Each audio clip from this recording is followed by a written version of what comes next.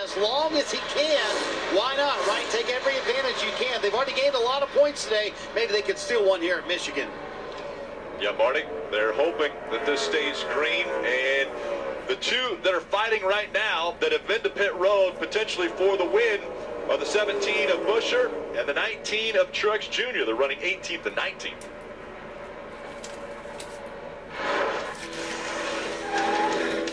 It's orientation day. Welcome to Get all the way to the checkered flag. Buescher is, Truex is right there behind him and is closing ever so slightly. Traffic in front of the 17 will be another opportunity for Martin to take a few tenths away of that deficit between the two cars. When they're in even, clear traffic, they almost run identical times.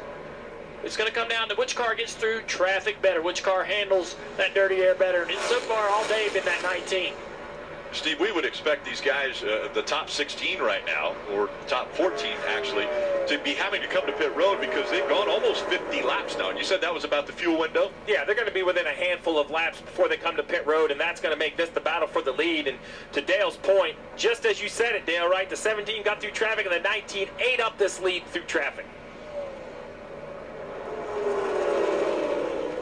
Again, Chris Buescher, as he continues to move up the leaderboard, he's 13th.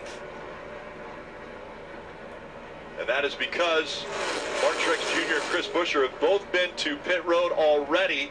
All of the cars in front of them, scored in front of them, have been or need to still come to pit road.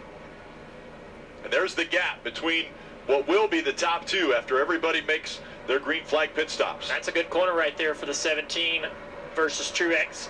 So that's them running by themselves. I think the 17 ought to be applauded to be able to have the speed they do at this point in the race. The 19 was about 2 tenths clear of the field all day long. But now the 17 looks like as good a race car. It's going to be a hard pass to make. The balance on this 17 is going to have to start going south. He's going to have to start struggling with something to give Truex any opportunity. Marty, what about A.J. Allmendinger in the 16? Yeah, 2 stops on the last stop for A.J. Allmendinger. The left rear was loose, so they too had to come back down pit road. A.J. was not very happy about it, and he said coming into the weekend, we'll know after Michigan what we have to do at the road courses where A.J. Allmendinger is excellent. Looks like it might be a must-win scenario. 26 points below the cut line for A.J. Allmendinger. After today, just 3 races left in the regular season. Speed all day long, would love to win at his home racetrack. In fact, just said, I would rather have a win here than in the Daytona 500. We'll see where he cycles out after this, but Matt McCall running him as far as he could. Looks like just a 2-tire stop for Keselowski and fuel to be able to make it to the end for the 6 car. His teammate Buescher still on the racetrack, actually 4 for Keselowski, and Buescher flashes by as well. Only 24 laps of fuel is all they need, Steve, to get to the checkered flag. Yeah, so at this point, they needed basically the same amount as the 19 and all of those guys. And now you see Keselowski on the left side. He's going to cycle into like the 13th, 14th area. This is the big moment for the 17 right here, catching these 2 slower cars. Will he be able to get by him before he gets to the corner? No, looks like in front of him.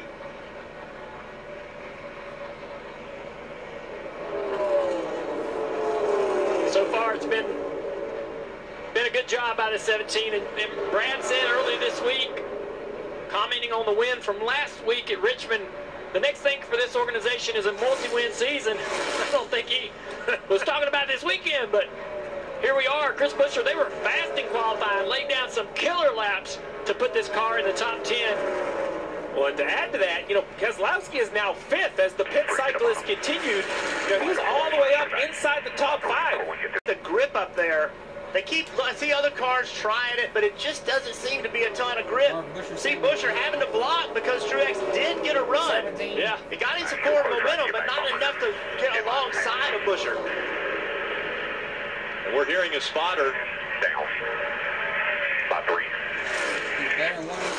That's Mike Herman Jr. speaking to Chris Buescher and giving him that information of where Martin Truex Jr. is, and now the gap about 3 to 4 car lengths that separate the top 2. I'm thinking catching one thing's passing. Under 17 laps to go. And throughout this entire race, we've watched Mark Truex Jr. just dominate and pass cars at will. But now, with only 16 laps to go, he's struggling to get by the 17 of Buescher.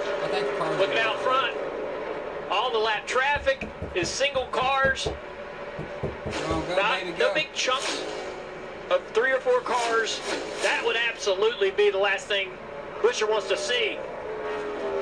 And here he is again, having to pass Austin Hill. Austin Hill was creating some issues with these 2 cars the last time they were trying to get around him. Buescher hoping this will be a little bit easier. Still way at that just little by little.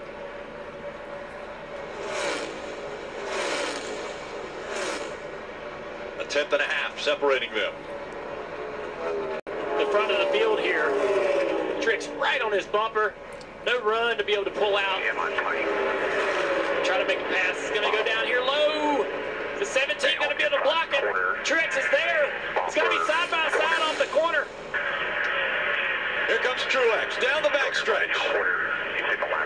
Truex going to try to bury it down into turn 3. So is the 17. Little side drafting, and will he be able to clear him? He does it. There's a car in front. That's the 34 of McDowell. Now, who will use that car? As the side draft happens again, Mark Truex Jr. surging ahead as he pulled the 17 back. Now the 17 side drafts him back.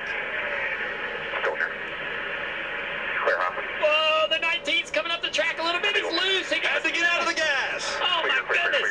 You saw the fire come out of the pipes. Able to drive down into turn 1 on the inside with success. And Truex, no idea that this car in this condition could be this fast.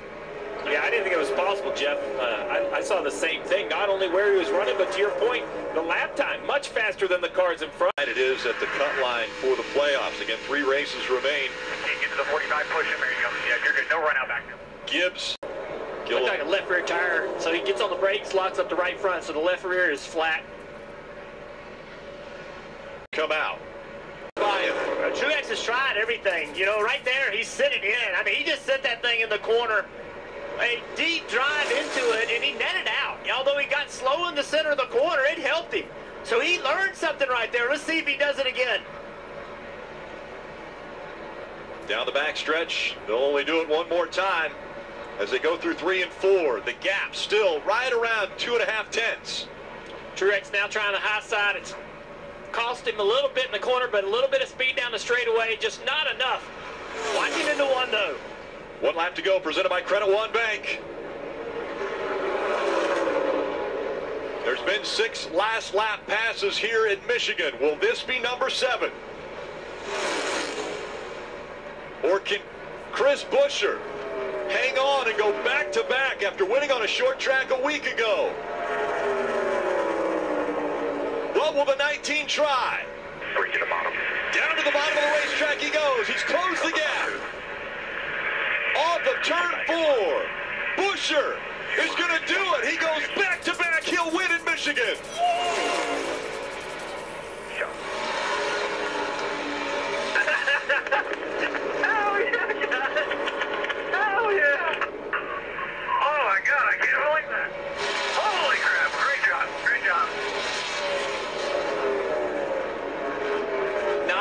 Races in a row. Ford has won here at Michigan. Very by Buescher on an overcast Monday. Chris Buescher celebrating, and he should celebrate after beating Mark Truex Jr., who this weekend was the dominant car. Shredder over here. This checkered flag moment brought to you by Advance Auto Parts.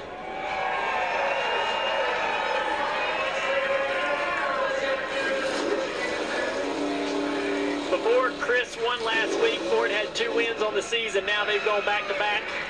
I think that answers the question. Until the playoffs start. As he is now stopped right here at the start-finish line. Racing 1 at Michigan.